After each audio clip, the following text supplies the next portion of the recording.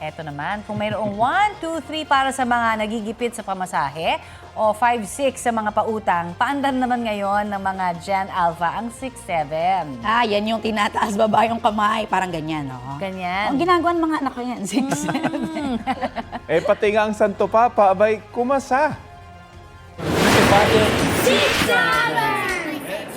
Oy, ang cute.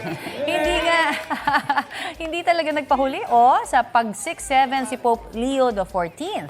Tila challenge kasi siya ng mga kabataang bumisita sa Vatican City.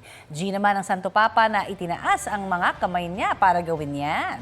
Slang expression ng 6'7" na ginagawa ng mga nasa Generation Alpha o yung mga ipinanganak ng taong 2010 hanggang 2024. Wala siyang ibig o iisang ibig sabihin. Depende na lang kung paano mo gagamitin. Pwedeng ibig sabihin yan ay so-so o medyo-medyo lang. Sa parehong araw din inununsad ng Santo Papa ang Vatican AI Commission bilang tugon naman sa laganap ng paggamit ng artificial intelligence. Inanunsyo yan ni Pope Leo bago ang kanyang unang encyclical na inasahang tatalakay rin sa epekto ng artificial intelligence. Ganun pala yun. 6'7". Now we know. Now we know.